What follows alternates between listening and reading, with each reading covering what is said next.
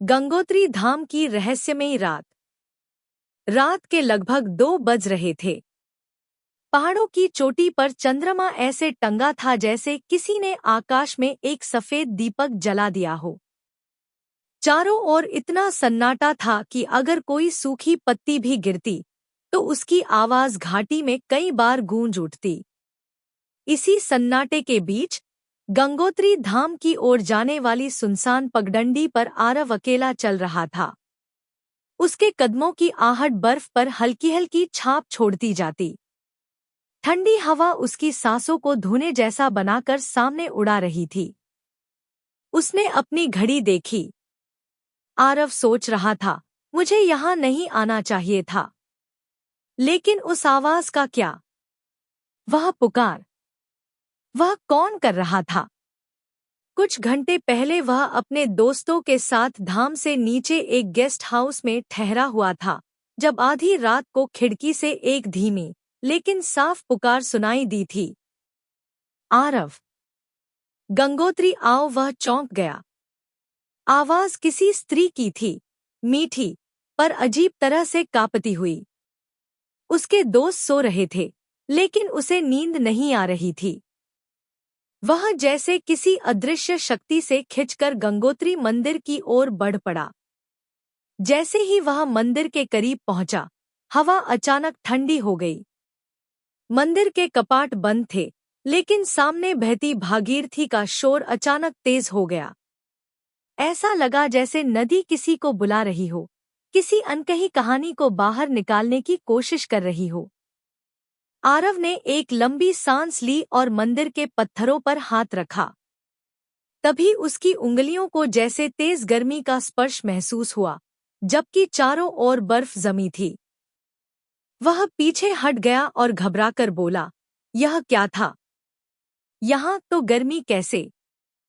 तभी उसे मंदिर के पीछे से एक मंद रोशनी दिखाई दी।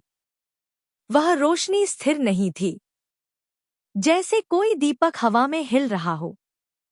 आरव हिचकिचाया, फिर हिम्मत करके उस ओर बढ़ गया। जैसे जैसे वह करीब जाता, रोशनी और साफ होती जाती, और फिर वह उसे देखकर स्तब्ध रह गया। मंदिर के पीछे, जहां आम लोगों को जाने की मनाही थी, सफेद वस्त्र पहने एक स्त्री खड़ी थी। उसके बाल हवा में झूम रहे थे।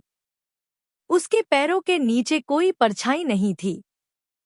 उसके हाथों में जल का एक छोटा पात्र था और उस पात्र से हल्की, नीली झिलमिलाती रोशनी निकल रही थी। आरव का दिल तेजी से धड़कने लगा। उसने पूछा, आप कौन है? स्त्री ने उसकी ओर देखकर हल्की मुस्कान दी।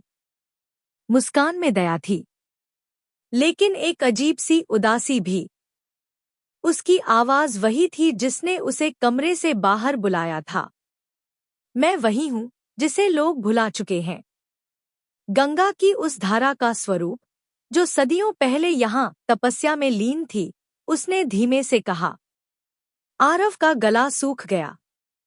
क्या यह कोई आत्मा थी? देवी का रूप? कोई मायावी शक्ति? लेकिन वह डर के कारण कुछ बोल नहीं पा रहा था। स्त्री बोली, डरो मत। मैं तुम्हें हानि पहुंचाने नहीं आई। मैं तो एक कहानी को पूरा करने आई हूँ। एक ऐसी कथा जिसे हर कोई जानना चाहता है, पर कोई बताने वाला नहीं। आरव ने कांपती आवाज में पूछा, कौन सी कथा? स्त्री ने आसमान की ओर देखा, जैसे किसी पुराने समय को याद कर रही हो। भागीरथ और गंगा का अपूर्ण वादा।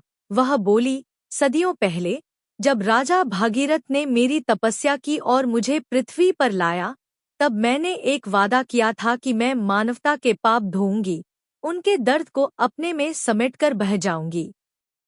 वह आगे बोली, लेकिन लोगों ने समय के साथ बहुत कुछ बदल दिया। गंगोत्री अब सिर्फ आस्था का नहीं, पर्यटन का स्थान बन गया।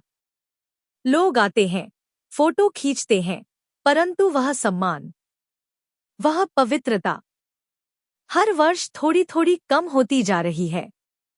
उसकी आंखों में आंसू चमकने लगे, जो पानी नहीं, बल्कि रोशनी की बूंदें थे। मैंने तुम्हें बुलाया है, आरव। क्योंकि तुम उन लोगों में से हो जो सुन सकते हैं, जो समझ सकते हैं। आरव ने थरथराते हुए पूछा, मैं? लेकिन मैं तो एक सामान्य इंसान हूँ। मैं क्या कर सकता हूँ? स्त्री ने उसके पास आकर कहा, हर बदलाव एक व्यक्ति से ही शुरू होता है। मैं तुम्हें एक रहस्य बताने आई हूँ। गंगोत्री धाम में हर 100 वर्ष में एक बार गंगा का एक छुपा द्वार खुलता है। यह द्वार समय और आत्मा के बीच का मार्ग है। जो इसे देख लेता है वह प्रकृति का संरक्षक कहा जाता है। आरव ने चौंक कर पूछा, द्वार? कहाँ है वह? स्त्री ने भागीरथी की ओर इशारा किया। नदी के ऊपर अचानक हल्की चांदी जैसी चमक फैलने लगी। पानी ऐसे चमक रहा था जैसे किसी ने उसमें तारों की दुधिया रोशनी घोल दी हो। यह वही द्वार है, स्त्री बोली। लेकिन यह केवल उन लोगों को दिखाई देता है जिनके दिल में लालच नहीं, केवल श्रद्धा और सत्य की खोज होती है। आरव उस दृश्य को देख रहा था, नदी का पानी, रात का आकाश, मंदिर की शांति, सब कुछ जैसे एक रहस्यमय दुनिया में बदल गया था। कथा का संदेश। स्त्री धीरे से आगे बढ़ी। उसकी आकृति धीरे धीरे फीकी होने लगी, जैसे वह स्वयं रोशनी में घुल रही हो। आरव, उसकी आवाज दूर से आती हुई लगी। लोगों को बताना, गंगोत्री की पवित्रता का संदेश फैलाना, उन्हें याद दिलाना कि यह सिर्फ एक धाम नहीं, आस्था की जन्मभूमि है, जहां आकर आत्मा हल्की हो जाती है और मन फिर से निर्मल बन जाता है। उसकी अंतिम बात थी, गंगा सिर्फ एक नदी नहीं, एक माँ है। और इसके बाद वह अचानक प्रकाश में बदलकर हवा में विलुप्त हो गई। अंत, लेकिन रहस्य जीवित है। आरव देर तक वहीं खड़ा रहा। भागीरथी अब फिर सामान्य दिखने लगी थी। मंदिर शांत था, हवा ठंडी थी, लेकिन उसके अंदर अब एक नई ऊर्जा थी। अगली सुबह जब उसके मित्रों ने उसे देखा तो उसे लगा कि एक रात में वह बदल गया है। उसने बिना किसी डर के अपनी कथा सुनाई, लेकिन किसी ने यकीन नहीं किया। पर गंगोत्री से लौटने के बाद से आरव हर साल वहां जाता है और लोगों को समझाता है गंगा की पवित्रता, पर्यावरण की रक्षा और उस रहस्य की गूंज जिसे उसने स्वयं एक रात सुना था। और आज भी आधी रात को, जब पर्वतों की चोटी पर चांद स्थिर होता है, कुछ लोग दावा करते हैं कि उन्हें किसी स्त्री की धीमी आवाज सुनाई देती है, गंगोत्री आओ।